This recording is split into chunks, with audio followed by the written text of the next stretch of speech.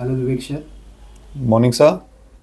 एक छोटा सा क्वेश्चन है आपसे कि जैसे हमारे यूपी और बिहार के स्टूडेंट्स ऐसे हैं जिनका बेसिक इंग्लिश जो होता है काफ़ी वीक होता है और जनरल कंपटीशन की फील्ड में वो जाना चाहते हैं। तो कुछ ऐसे सेक्टर्स हैं जैसे आपका एसएससी हो गया, उसमें सीजीएल है, एमटीएस है, डीसी है, जिसमें इंग्लिश पूछे जाते हैं। जी। सीपीओएसआई जी। है कि नहीं सर? तो इसमें इंग्लिश पूछा जाता है। बहुत ऐसे स्टूडेंट्स होते हैं जो इस पोस्ट को पाना चाहते हैं, जैसे बैंकिंग सेक्टर भी हो गया, हम्म। ठीक, लेकिन जी। इंग्लिश के डर की वजह से उस पोस्ट की तैयारी नहीं कर पाते हैं। इसके वजह से उन लोग को और बाकी पोस्ट देखना पड़ता है और वो उस चीज़ को अचीव नहीं कर पाते हैं। उनके लिए एक समस्या इंग्लिश हो जाती है। बिल्कुल बिल्कुल। हमारा एक आपसे छोटा सा प्रश्न है कि ऐसे स्टूडेंट के लिए आप क्या कहना चाहेंगे कि वो बच्चा हम्म। अपना इंग्लिश को शुरुआत से स्टार्टिंग से ही और तैयारी करे। हम्म। उसको एक ऐसा गाइडलाइन बताइए कि वो इंग्लिश को एकदम बेसिक से स्टार्ट करे और एसएससी सीजीएल लेवल तक का इंग्लिश को एक अच्छा अटेम्प्ट करके उस एग्ज़ाम को क्रैक कर सके। इसमें आप सर बताएं कुछ।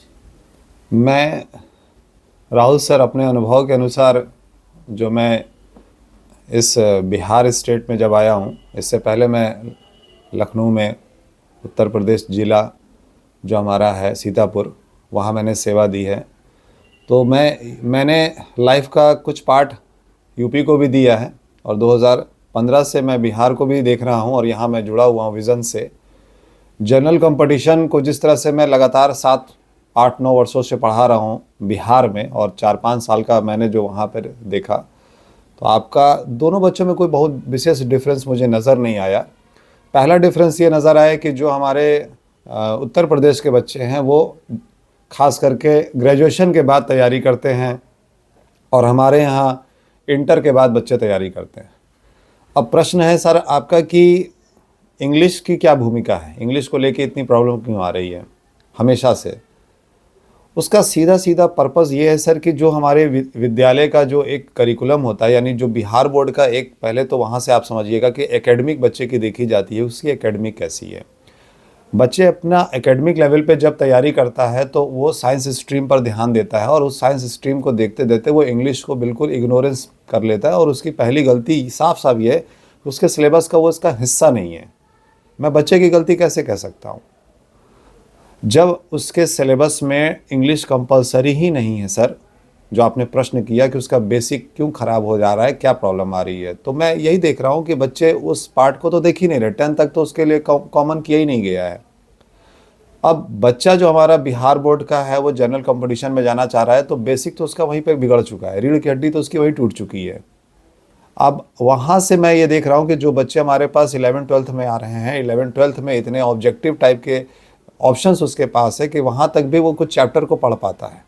यानी ओवरऑल 4 सालों में वो इंग्लिश का 10% नॉलेज लेके आता है और जब वो फाइनल कंपटीशन में जाता है, वो दिल्ली जाते हैं बच्चे या पटना जाते हैं या कहीं भी जाते हैं, तो वो शुरुआत से पढ़ते हैं पार्ट्स ऑफ स्पीच को, ग्रामर को, जबकि वो चीज़ें उनकी हो जानी चाहिए थी 10th 11th 12th तक।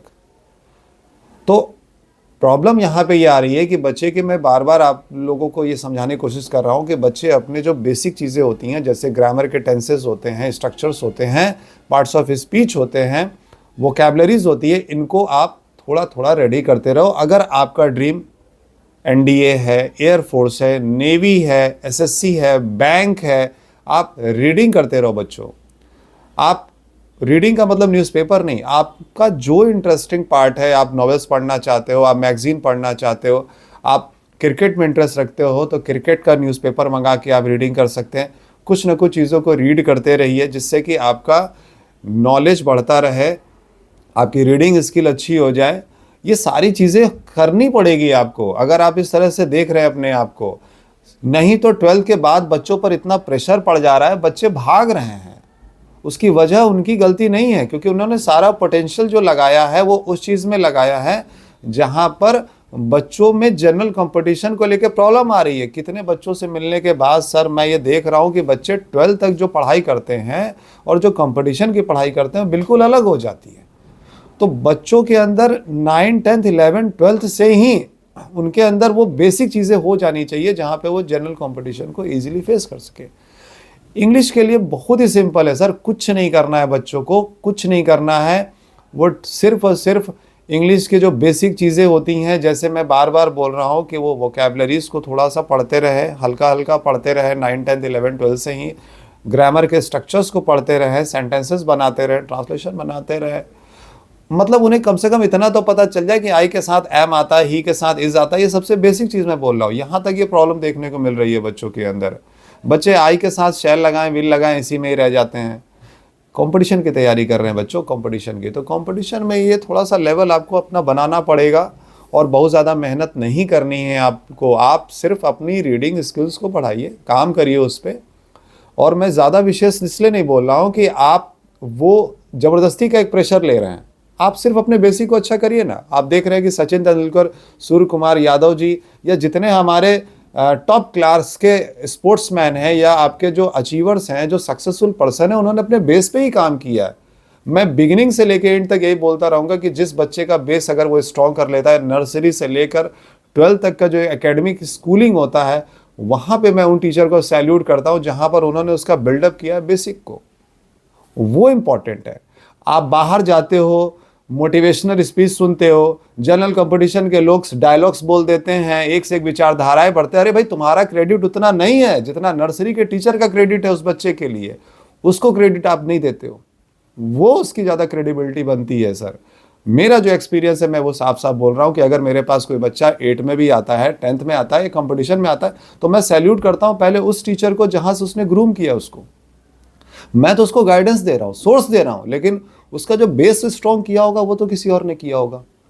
तो जब मैं किसी का बेस स्ट्रॉन्ग कर रहा हूँ तो मैं जानता हूँ कि कितनी तकलीफ आ रही है मुझे, कितनी प्रॉब्लम्स आती है हम लोगों को। तो आप चीज़ों को एक लाइन में समझिए सर। जितने भी बच्चे आपके पढ़ रहे हैं कंपटीशन लेवल पे या कहीं भी भारतवर्ष में, वो उच्च स्तरीय पढ़ाई को कर रहे हैं, वो करें, लेकिन भैया मेरे मालिक, पहले अपने इसको कंट्रोल करो ना। जो आपका जड़ है उसको स्ट्रॉन्ग कर लो ना आप चुपचाप। आप ऑटोमेटिक, नो डाउट, आप क्रिएटिविटी आपके अंदर आ जाएगी। आप सिंपल सी बात है, आप पहले एक स्टैंडर्ड शॉट मारना शुरू करो, फिर आप पुल मारो, हुक मारो, ड्राइव मारो, कुछ करो, बट एक प्रॉपर सीधे बल्ले से पहले खेलना तो आ जाए आपको। आप आते ही ग्लांस कर रहे हो, फ्लिक कर रहे हो, तो आई थिंक आउट होने के चांसेस फिर ज़्यादा हो जाएंगे आपके अंदर। आप कुछ नहीं करिए सर, यही मेरा स्टेटमेंट है। और बेटर लगे तो इसको एग्जीक्यूट करिए भाई, सिंपल।